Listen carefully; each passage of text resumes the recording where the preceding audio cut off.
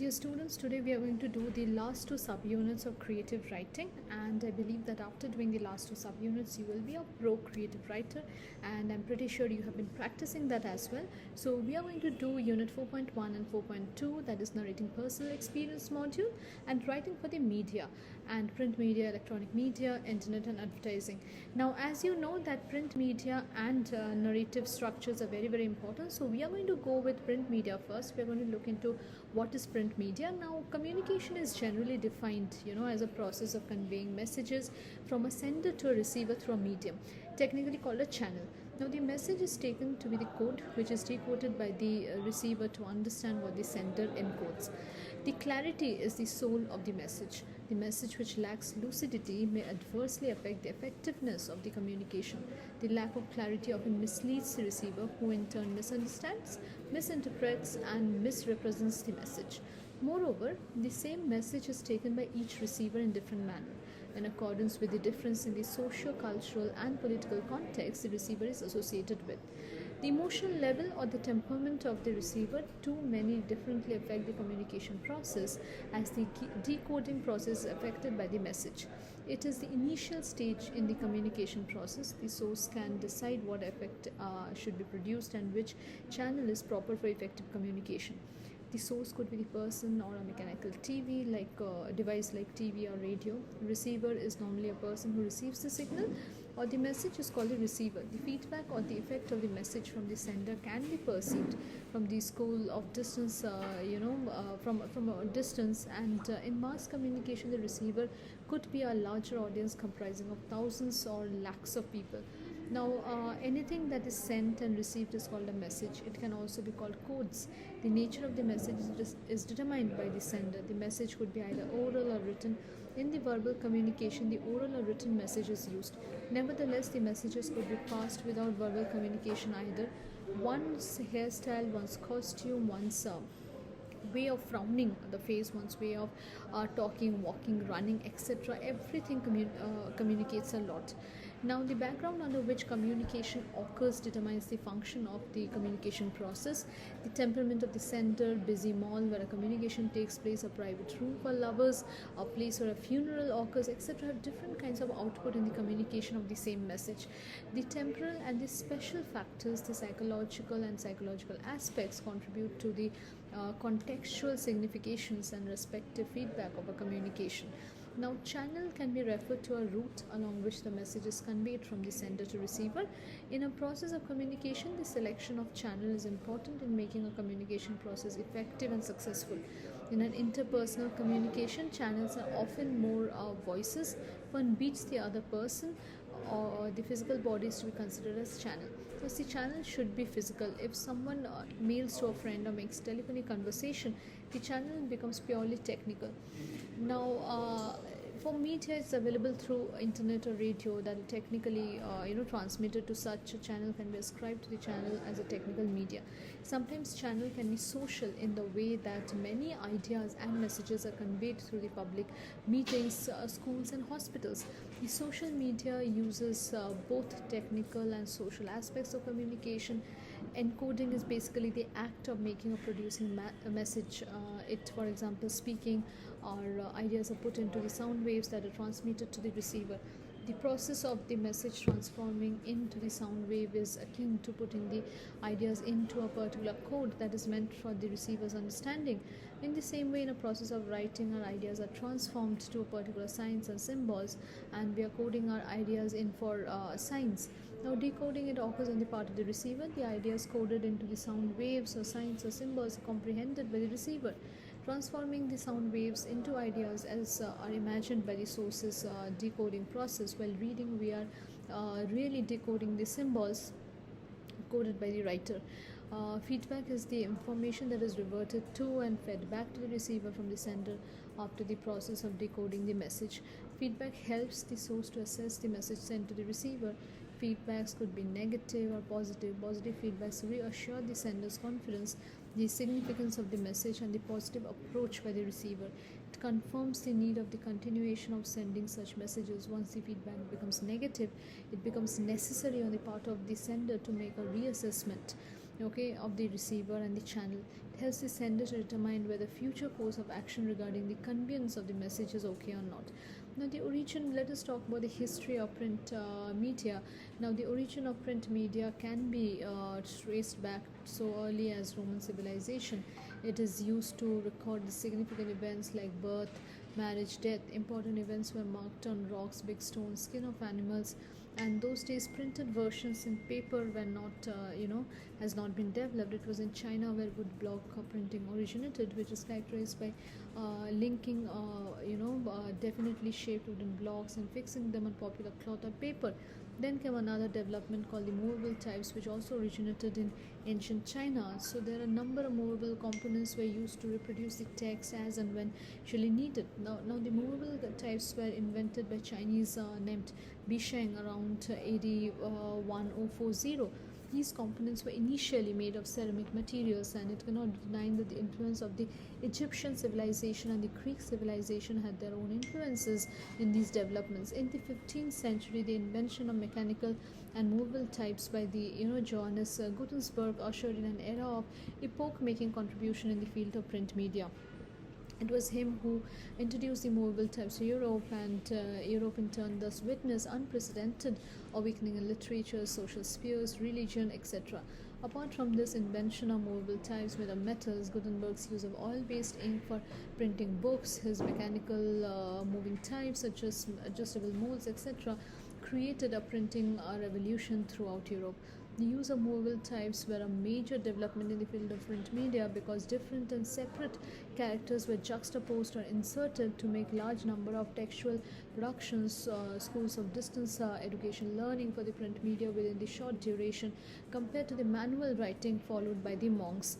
So most of the types of writing when it comes to print media, we have also seen types from like the Renaissance, the spread of knowledge among people in the lower strata of society. Scientific development led to an age of enlightenment in Europe, which witnessed an awakening from the darkness.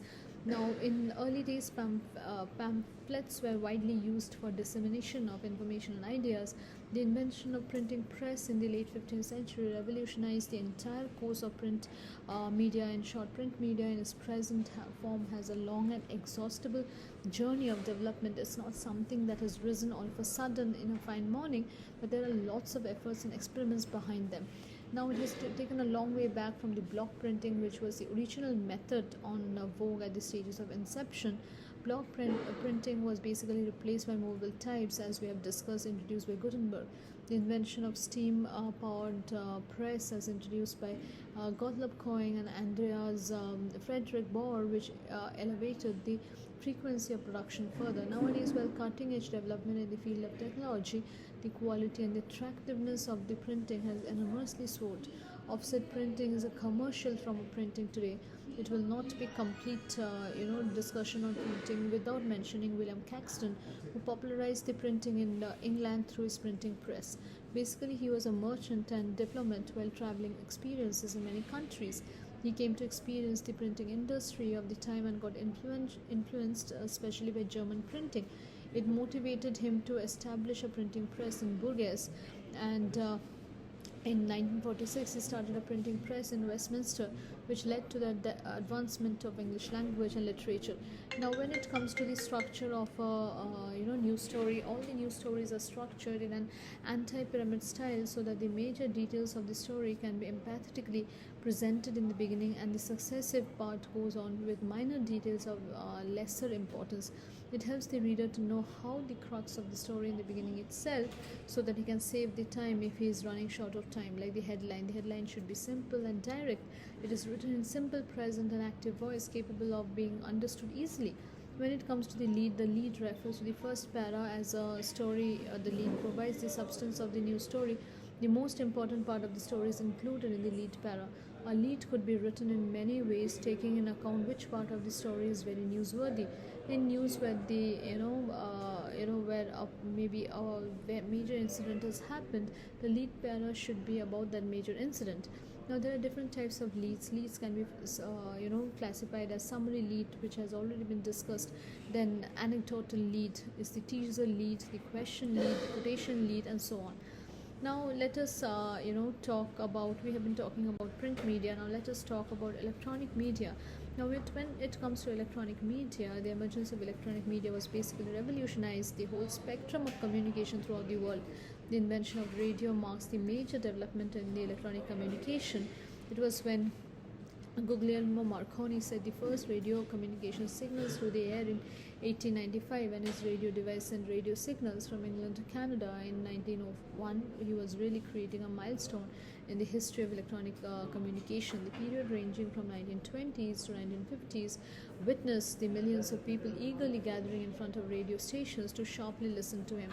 So, primarily, electronic media is composed of audio and video recordings, video conferencing, slide presentations, multimedia presentations, CD-ROM, DVDs, etc. Now, electronic media also opens up a lot of opportunities for job seekers, such as employers. Thousands of employment opportunities are provided by electronic media. Moreover, the opportunities over the world are fetched by the media to those who want. The boundaries of nation and countries get developed by the involvement of electronic media. Electronic media has tremendous scope to get advanced further due to day-to-day scientific and technological developments. Electronic media is involved and advanced on a daily basis in accordance with the development that is happening all around. Now basically we are living in an age of digital era, so people live more online than offline. As you know, chatting, video calling has become a passion of today's community. Now there are certain things that obviously challenge electronic media as well. Internet shares the information to millions irrespective of any barrier with regard to age or gender or anything. The explosive growth and development in the field of information technology ushered in an era of revolution in the acquisition and distribution of knowledge. People get themselves updated every updated second by second. Now the world is on the tip of one's finger. So digital, for instance, the victims of these social media news would also be a part of, so that actually gives us a responsibility what we write and what we are writing for.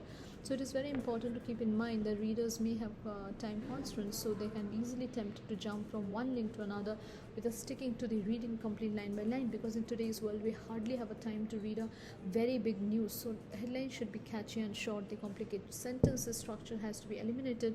Use of jargons has to be avoided. The sentence and words should be simple, accurate, clear and lucid. When it comes to blogs, they are web spaces basically created by an individual or an organization. An individual blog gives a space for the individual to express his views. It can be used for his or her own creativity. The blogs by the eminent people are sources of information. Such bloggers enjoy a lot of followers who can interact with him or her through the blog. So blogs provide a space for interaction as well as freedom of expression. So when it comes to advertising is a very recent phenomena. Its history can be traced. It's not a recent phenomena. Its history can be traced back to early human civilization. The vogue of advertising could be unearthed from the study of Roman and Greek civilization as well. So advertising through the print media has an advantage in the sense it can remain for long in the mind of the readers. Moreover, the readers can keep the advertisement for reading to take a decision. So broadcasting advertising, also known as commercials, are made through television and radios, and the radio advertisement is that advertiser can make use of the effect of sounds and music so as to persuade the customer. In case of television commercials, the advertiser has the option of adding the visual image to the sound effects. Yet the major drawback of the broadcast advertising is that they can't be retained as required by the customer, which is possible in case of advertisement in print media. So we shall move to our next slide. I hope you all have understood about advertising and about print media, writing for print media in general. So we'll be discussing the guidelines for writing personal narrative essays, like say when you have gone to a place and you are visiting a place. So what all should you be following? So what are personal narratives? Basically these can be written inside or outside of academia. They can range from personal responses to books of events or say on personal growth, reflections and lessons. They are popular due to their easy to digest format and because humans are empathizing creatures, as you know. So we can understand how others feel or think when we tell stories to allow us to see the world from their perspective. So Lisa Cron, one of the best writers for personal narratives, explains that human mind craves tales as its hardwired through evolution to learn what happens next. Since the brain does not know whether you are reading in actual or not, we can register the moral of the story cognitively and affectively. In academia, narrative essay tells a story that is experiential, anecdotal, or personal. It allows the author to creatively express their thoughts, feelings, ideas, opinions. Its length can be anywhere from a few paragraphs to hundreds of pages. Now, outside of academia, personal narratives are known as form of journalism or non-fiction writing, or called narrative journalism. Now, there are a few guidelines as you can see on my screen. So, as a story, first is write your personal narrative as a story. So, as a story, it must include an introduction, characters, plot, setting, climax, anticlimax, and conclusion. Another way to approach it is by structuring it with an introduction, body, and conclusion. The introduction should set the tone, the body should focus on the key points you want to get across. The conclusion can tell the reader what lessons you have learned from the story you have just told. Now, giving your personal narrative a clear purpose, your narrative essay should reflect your unique perspective on life. It is a lot harder than it sounds. You just need to establish your perspective, the key things you want your reader to take away, and your tone to voice. It's a good idea to have a set purpose in mind for the narrative before you start writing. Now, don't show, don't tell. It's a narration, so the narrative should show readers what happens instead of telling them. As well as being a storyteller, the author should take part as one of the characters. Keeping this in mind while writing, as the way you shape your perspective can have a big impact on how your reader sees your overarching plot. So never slip into just explaining everything what has happened because it happened to you. Show your reader with action. Next would be use I but don't overuse it. That is, you, the author, should take ownership of the story. So the first person pronoun I is used throughout. However, you shouldn't overuse it as it would make it sound very self-centric and redundant. Now, paying attention to tenses. Obviously, tense is key to understanding. Personal narratives mostly tell the story of events that happened in the past, so many authors choose to use the past tense. This helps separate out your current narrating voice and your past self one narrating. Now, making your conclusion satisfying. Satisfy your reader by giving them an unforgettable closing scene. The body of narration should build up the plot of the climax. This doesn't have to be something incredible or shocking, just something that helps give an intense take on your story. The takeaways or the lessons should be written without lecturing whenever possible. Continue to show rather than tell. Don't say what you learned, narrate what you do differently now. This will help the morale of your story shine throughout being too preachy. Inspiring personal narratives is a point of selecting read worthy personal narratives as well. Now, some examples of personal narrative can be long reads, that is curating the best of the personal narrative, then long form writing to celebrate humanity through storytelling, narrative magazine like publishing non-fiction narratives, poetry or fiction, thought catalogs which aims at personal narrative essays on self-improvement, and also tell your story where you continue to talk about yourself, the stories or anything that you may have come across. So this was all about unit 4. I hope you all have understood why the history of print media, how you should be writing for media when it comes to advertising or say sub-editing or just a newsletter. And also we have just discussed about personal narration.